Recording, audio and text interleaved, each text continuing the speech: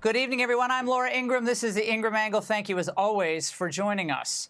We start tonight with a very big Fox News alert. The deadline is off, and we have what's being called a double-sided ceasefire, a live report from the region in moments. Now, I want to tell you how we were scheduled to start the show. I spent all afternoon writing the script. Started like this. Tick-tock. T-minus 59 minutes, 30 seconds until Donald Trump's 8 p.m. deadline for Iran to reopen the Strait of Hormuz. But just moments ago, Donald Trump posted this.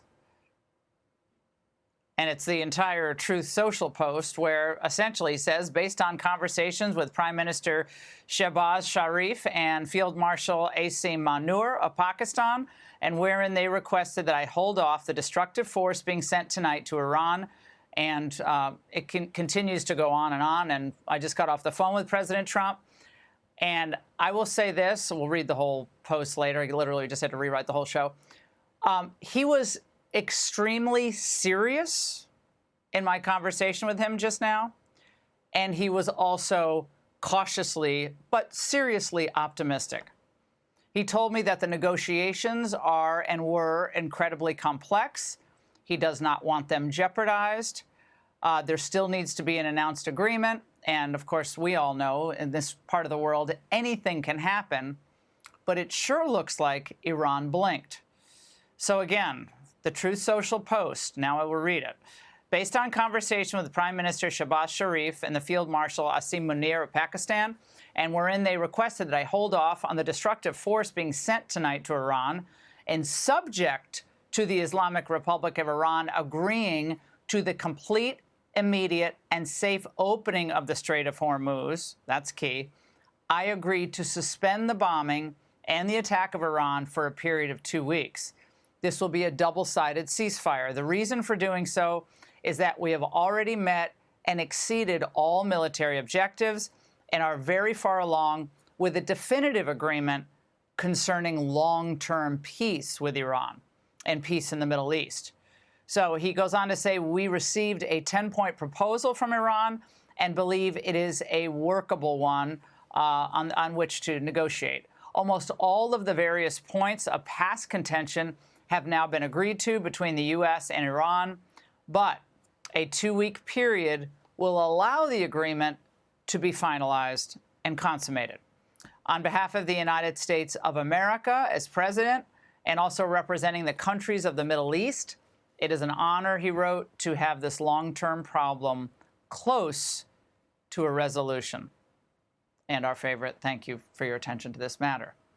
Now, it's important that we, first of all, there's so much to unpack here, but the criticism of President Trump over the past 48 hours, a lot of it focusing on the language of Truth Social posts that were also put on X. It was ferocious criticism. Some Republicans were getting very concerned, Democrats. But it was the threat of flattening the country's infrastructure, something the president said he did not want to do, and repeated that again tonight to me. That was ultimately what focused the mind of whatever is left of the Iranian regime, with whom they're continuing to have these negotiations. Now, Pakistan's role in all of this over the last several days, but especially over the last 48 hours, helped get this thing mediated to the point it's at right now. But President Trump's willingness, and this is critical, I'm going to address this at the end of the show as well, his willingness to risk his entire presidency on eliminating Iran's nuclear threat by going to the brink was what got this to this point tonight. And by the way, he was dealing with international pressure as well that was building. And you saw it. The Pope's emissary showed up in the Oval Office, delivered a message, basically, don't bomb infrastructure. They're worried about the human chain, civilian targets, which is understandable. And the Italian PM, Giorgia Meloni, and close Trump friend, I might add, issued her own public statement saying it is crucial to clearly distinguish between the responsibilities of a regime and the fate of millions of ordinary citizens. Iran's civilian population cannot and must not pay the price for the sins of its leaders, which a lot of people, agreed with in Europe and many here in the United States. But as all of this criticism was swirling, the administration, whether it was a head fake or whether it was just a negotiating style, the administration itself remained united. J.D. Vance was in Budapest today. We feel confident that we can get a response, whether it's positive or negative. We're going to get a response from the Iranians by 8 o'clock tonight. I hope they make the right response. We've got tools in our toolkit that we so far haven't decided to use. The President of the United States can decide to use them, and he will decide to use them if the Iranians don't change their course of conduct.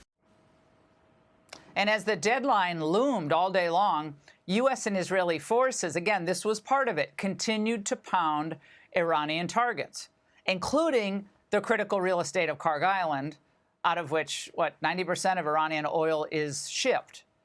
So for its part, at the same time, Iran threatened to hit energy infrastructure in the Gulf if the U.S. bombed tonight. I don't know how seriously we took that, but nevertheless, that's what they said. So initially, Iran rejected this idea of a ceasefire without a permanent commitment from the U.S. They demanded a toll for the opening of the Strait of Hormuz. That was a total non-starter. And total amnesty, as we understand it, for its, again, whatever is left of its top officials. Both were not going to be given or guaranteed by the United States. So again, politically, militarily, everything was on the line. Because even some of President Trump's most committed MAGA supporters they're getting anxious, holding their breath. They're like, did he really mean that? Is he going to do that? And notoriously hawkish Wall Street Journal cautioned the president to pick tonight's targets wisely. They wrote a whole editorial on this, saying, try to distinguish between infrastructure that has a military purpose and infrastructure that could be destroyed and just completely ruin the lives of innocent people in Iran, the people we were supposedly trying to help. So naturally, as all this was happening, as all this was playing out, they were getting tons of support in the usual outlets, media outlets, et cetera, against President Trump, saying he's a war criminal. All this. Naturally, the Democrats thought, oh, this is our opening. We got it. We got MAGA cornered. We got Trump cornered. And then after protecting Joe Biden, I love this, for 4 years, Democrats and AOC included, and the media, were issuing these urgent demands all day long for members of Trump's cabinet to invoke the 25th Amendment, and because of his posts on Truth Social, to remove him from office. 30 House Democrats have signed on to this meaningless effort so far. And, oh, by the way, as this was happening also, the 2028 Democrat field is staking out their position, silently betting that this ended up being the straw that broke Donald Trump's back. We need to be demanding that Congress convene today, and we need to be invoking the 25th Amendment. This is a very dangerous moment and a very dangerous president. We have someone who is completely unfit for office right now, sitting in the White House. We should stop an out-of-control president who is causing such harm to the American people. We have a completely unhinged president who is threatening massive war crimes. Okay, so actually tonight's news is actually bad news for them. I'm sorry, I'm going to say it the way it is.